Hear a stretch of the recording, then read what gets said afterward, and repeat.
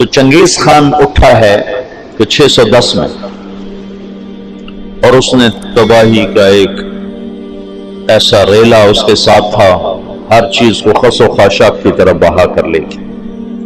664 میں وہ مرا ہے، اس وقت اس کی عمر 73 برس تھی، 73 سال 4 مہینے۔ اس نے کو 25 برس حکومت کی، اور اس نے چنگیزی سلطنت کو ناقابل تسخیر بنا دیا۔ یہ دنیا کا واحد جرنیل ہے، رات بھی بتایا تھا، جس نے شخصی طور پر تنہا سب سے زیادہ فتوحات کی ہیں، اور اس کا کوئی علم عطائی تھا جنگوں کے بارے میں، ملک گیری کے بارے میں، جہاں گیری کے بارے میں اس کا علم عجب تھا۔ اس کی برق رفتاری، اس کی ذہن کی تیزی کمال درجے کی تھی۔ قبائل کو ایسے اس نے جوڑ دیا تھا، سب ایک جھنڈے تلے مختلف قبائل جمع ہو گئے تھے، اور دنیا کی ناقابل تسخیر طاقت بنے۔ اور قراقرم صحرائے گوبی میں منگولیا کے پاس ایک بڑا شہر اس نے بنایا، دارالحکومت، جو ساری دنیا کا سب سے بڑا دارالحکومت تھا، اور ان کا بڑا نشانہ مسلمان تھے۔ تو مسلمانوں سے زیادتی ہوئی تھی، جس کے بدلے میں چنگیز خان نے ان پر حملہ کیا تھا۔ چنگیز خان کے مرنے پر اس کی سلطنت، اس کے 4 بیٹے تھے۔ بڑا جوجی تھا، جوجی کے بارے میں اسے شک تھا کہ یہ میرا بیٹا نہیں، کہ اس کی جب یہ چھوٹا سردار تھا تو اس نے بڑی شکستیں کھائیں، حتیٰ کہ اس کی بیوی اغوا ہو گئی۔ جب وہ واپس آئی تو حاملہ تھی، لیکن اس نے بورپائی خاتون اس کا نام تھا، اس نے ہمیشہ اس کو عزت دی اور اس بیٹے کو اپنا ہی بیٹا سمجھا، اس کا نام جوجی۔ 3 بیٹے اس کے سامنے پیدا ہوئے، اغدائی، چغتائی اور طولوئی۔ تو اس نے اغدائی کو اپنا جانشین بنایا، اور جوجی کو روس کی سلطنت دی، روس کی، اور چغتائی کو اس نے منگولیا کی طرف کا اور چین کی طرف کا علاقہ دیا، اور جو طولوئی تھا اس کو یہ نیچے آذربائیجان سے نیچے ایران اور یہ شام، یہ علاقے اس نے 4 حصوں میں اس نے اپنی سلطنت کو تقسیم کیا، اور اغدائی کو سب سے بڑا سردار بنایا۔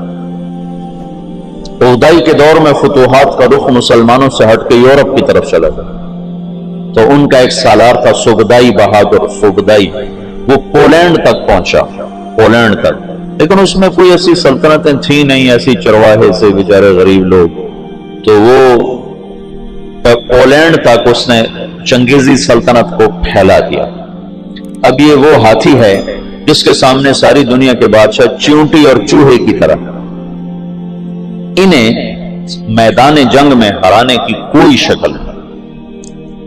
تو اسلام کی شکل یوں تھا کہ اب بجھا، لیکن اللہ نے دین کو باقی رکھنا ہے تو انسانوں کو بھی باقی رکھنا ہے جو مسلمان کہلائیں۔ جب اغدائی مرا ہے تو اس کا بیٹا تھا قیوق، وہ حکمران بنا، وہ بہت رحم دل تھا، اس نے جنگیں روک دیں اور مسلمانوں کو اپنی سلطنت میں شامل کیا، تو اس کی وجہ سے ساری تاتاری سلطنتوں میں مسلمانوں کے بارے میں نرم گوشہ پیدا ہو۔ اب نامعلوم تاریخ کے گمنام سپاہی ہیں جو اتنے غیر معلوم ہیں، اتنے نامعلوم ہیں کہ کسی تاریخ میں ان کا نام تک درج نہیں، ان کی جگہ درج نہیں، جنہوں نے تاتاریوں کو دعوت دینا شروع کی۔ خونخوار قوم ہے، اور تاتاری غریب مسلمانوں کی دعوت سے اسلام قبول کرنا شروع ہو گیا۔ یہ تاریخ کا حیرت ناک واقعہ ہے۔ غیر مسلم مورخین بھی اور مسلم مورخین بھی جب یہاں پہنچتے ہیں تو وہ حیران ہوتے ہیں کہ کیسے ایک فاتح قوم نے مفتوح قوم کا مذہب کیسے قبول کر لیا۔ ہندوستان میں کوئی عیسائی نہیں تھا، آج کروڑوں ہیں، کہاں سے آئے؟ انگریزوں نے دعوت۔ اندلس سے سارے مسلمان مٹ گئے، سب عیسائی ہو گئے، کیسے؟ طاقت عیسائیوں کے ہاتھ میں۔ تو یہ ایک عجب واقعہ ہو رہا ہے کہ طاقت جن کے ہاتھ میں ہے وہ اسلام کے سب سے بڑے دشمن ہیں۔ اور اسلام اور مسلمان ان کے لیے سب سے مبغوض چیز ہے، اور پھر وہ انہی کا کلمہ پڑھتے جا رہے ہیں۔ یہ 7ویں صدی میں ہو چکا ہے۔ آج کا چنگیز کسی اور شکل میں ہے، کسی اور نام کے ساتھ ہے۔ آج کا ہلاکو کسی اور شکل میں ہے، کسی اور نام کے ساتھ ہے، لیکن آج بھی وہی ہوگا جو 7ویں صدی میں ہو چکا ہے۔ ہم ان کو سیاسی میدان میں، جنگی میدان میں شکست نہیں دے سکتے۔ تو وہ سائنس ٹیکنالوجی میں وہاں پہنچ چکے ہیں جہاں ہم اور جنم لے کر بھی نہیں پہنچ سکتے، لیکن ایک راستہ ہمارے پاس پڑا ہے، ہم ان کو دعوت دیں۔ اس وقت فرانس میں اوسط 5 سے 6 گورے روزانہ مسلمان ہو رہے ہیں، اوسطاً 5 سے 6 گورے روزانہ مسلمان، اور فرانس یورپ میں سب سے زیادہ اسلام قبول کرنے والا ملک بن چکا ہے، اور اس کے بعد اٹلی سب سے زیادہ تیزی کے ساتھ اسلام میں آ رہا ہے۔ تو پوری دنیا میں امریکہ میں سب سے زیادہ اسلام پھیل رہا ہے۔ دعوت ایسی چیز ہے جو چیونٹی سے ہاتھی کو مروا دیتی۔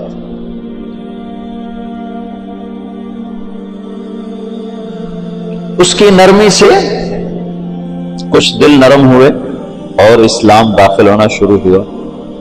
تو کویوک جب مرا ہے تو اس کا بعد طلول کے 4 بیٹے تھے، ایک قبلائی خان، ایک منگو خان، ایک بوکا خان اور ایک ہلاکو خان۔ تو اس وقت جوجی کا بیٹا ایباقا وہ سب سے بڑا سردار تھا تاتاریوں میں۔ تو انہوں نے مشورہ کیا کہ اب ہم کس کو اپنا خاقان بنائیں، تو ایباقا نے منگو خان کے بارے میں کہا کہ اس کو اپنا خاقان بناؤ۔ منگو اسلام دشمن تھا، اس کے دور میں بغداد تباہ ہوا ہے۔ جب بغداد پہ حملے کا لشکر نکلا ہے تو یہ جو مسلمان دائی تھے یہ جوجی کی نسل میں اپنا کام دکھا چکے تھے، اور جوجی کا پوتا برکا خان مسلمان ہو گیا۔ ان کی دعوت پر ایک وزیر مسلمان ہوا۔ وزیر کو جب موقع ملتا برکا خان کو اسلام کے فضائل سناتا، اس کو باتیں بڑی اچھی لگتی، پھر وہ پوچھتا تمہیں یہ باتیں کون بتاتا ہے؟ تو پھر وہ بڑے مناسب طریقے سے کہتا کہ یہ مسلمانوں کا دین ہے، یہ مسلمان بتاتے ہیں۔ پھر اس نے کہا مجھے مسلمانوں کا کوئی وفد ملاؤ۔ پھر ایک وفد اس سے ملا، انہوں نے اسلام کی دعوت دی، اسلام کے بنیادی اصول بتائے، تو برکا خان مسلمان ہوا۔ روس آج بھی دنیا کی سب سے بڑی سلطنت ہے، اس وقت بھی روس بہت بڑی سلطنت تھا۔ تو جتنا روسی مغل تھا اور چنگیزی تھا وہ برکا خان کی برکت سے سارے کا سارا مسلمان ہو گیا۔ کوئی تلوار ہلاکو جس نے بغداد کو تہ تیغ کر کے رکھ دیا، 15 لاکھ آدمی ذبح کر دیا۔ 658 میں پھر اس نے مصر پہ چڑھے، ادھر حلب، شام، دمشق اس نے اینٹ سے اینٹ بجا دیا۔ پھر 658 میں وہ دمشق مصر کی طرف حملہ آور ہوا۔ تو مصر پر اور ہندوستان پر، حالانکہ یہ دونوں ملک کے لوگ کو اتنے دلیر نہیں تھے جتنے کہ شام، عراق، یہ جو جنگجو قومیں تو یہاں تھی، عرب اور مصر تو مخلوط قوم تھی، ہندوستان مخلوط قومیں تھیں، لیکن کوئی اللہ کی قدرت ہے، نہ ہندوستان پہ مغل حاوی ہو سکے نہ مصر پہ حاوی ہو سکے۔ دونوں جگہ ہندوستان والوں نے تو طاقت سے، اور اللہ کی مدد تو دونوں کے ساتھ تھی، اور مصر والوں نے سیاست سے۔ 658 میں ہلاکو خان نے مصر پہ حملے کے لیے فوج نکالی تو اس کا بھائی منگو خان مر گیا۔ منگو کے مرنے پر یہ قانون تھا کہ جو تاتاری جہاں پر ہے، جب خاقان اعظم مر جائے تو سب قراقرم پہنچیں تاکہ اگلے خان کا انتخاب کیا جا سکے، اگلے خاقان کا انتخاب کیا جا سکے۔ تو وہ وہاں سے نکلا، تو اس کی بیوی تھی وہ عیسائی ہو چکی تھی دوقوزہ، اور اس کا سالار تھا کتبوغا، وہ بھی عیسائی ہو چکا تھا۔ وہ مسلمانوں پر بہت ظلم ڈھاتے تھے، بہت ظلم ڈھاتے تھے، اور ان دونوں نے بڑی کوشش کی کہ ہلاکو خان عیسائی ہو جائے، لیکن وہ عیسائی نہیں ہوا۔ تو انہوں نے اس کی منت کی کہ تم واپس نہ جاؤ، مصر کو فتح کر لو۔ وہ تو مر گیا، اب تو پہنچ بھی نہیں سکتے ہیں، تو تم بعد میں جانا، پہلے مصر فتح کرو۔ اس نے کہا نہیں، یہ چنگیز خان کا قانون ہے، میں اسے پورا کروں۔ اور اس نے ایک لشکر کا حصہ شام میں چھوڑا، فلسطین میں، اور 2 حصے لے کر وہ واپس چلا گیا قراقرم کی طرف۔ تو اس موقع سے فائدہ اٹھا کر مصر والوں نے خود حملہ کر دیا۔ تو عین جالوت پر 658 میں رمضان میں یہ جنگ لڑی گئی، اور 40 سال کے بعد مسلمانوں کو پہلی فتح نصیب ہوئی۔ اور اس میں کتبوغا گرفتار ہوا، تو وہاں مصر میں اس کو ٹکڑے ٹکڑے کر کے ختم کیا گیا، پر وہ ایسا کم وقت تھا کہ بوٹی بوٹی ہو گئے، پر اس نے سی نہیں کی، اف نہیں کی۔ انہوں نے کہا کیا تاتاری عورتوں نے بچے جننے بند کر دیے جو میرا کوئی بدلہ نہ لے گا؟ میرا بدلہ لینے والے ضرور آئیں گے، لیکن اللہ نے وہ موقع نہ دیا۔ برقع خان ایمان لا چکا ہے۔ جب ہلاکو چلا ہے، وہ قراقرم کے قرولتائی اس کو کہتے تھے، قرولتائی کانفرنس، اس کانفرنس کے لیے چلا ہے، تو اس وقت قبلائی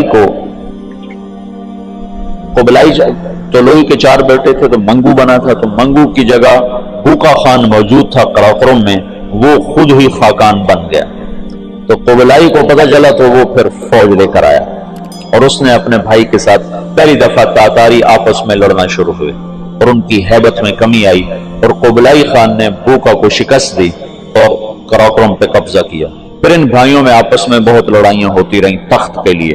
آخر میں قبلائی خان غالب آیا، اور اس نے اپنے بھائی کو قید کر لیا، پھر قید میں وہ مر گیا بوقا، اور اس نے قراقرم کی وجہ چین کو اپنا دارالحکومت بنایا، چین فتح کیا اور چین کو اپنا دارالسلطنت بنایا۔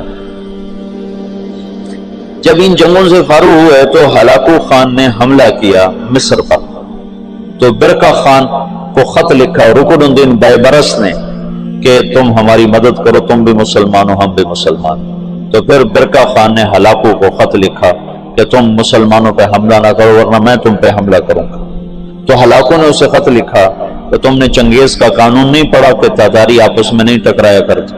تو اس نے اس کو جواب دیا کہ وہ بھی کافر تھا، تو بھی کافر ہے، تو حملہ کرے گا میں تیرے پر حملہ کروں۔ جب وہ مصر پہ حملہ آور ہوا تو برقع خان ہلاکو پہ حملہ آور ہوا، تو اس نے ہلاکو کو شکست دی، اور مصر اس تسلط سے نکل گیا۔ پھر ان دونوں بھائیوں کی چچا زاد بھائیوں کے آپس میں لڑائیاں ہوئیں، جس میں ہلاکو کو آخر میں شکست ہوئی، اور اس غم سے وہ بھی 42 سال کی عمر میں فالج کے مرض سے مر گیا۔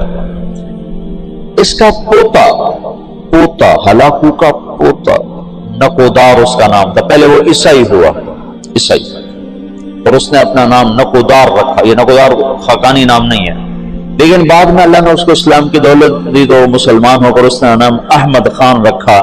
ہلاکو کی نسل میں اسلام داخل ہو گیا۔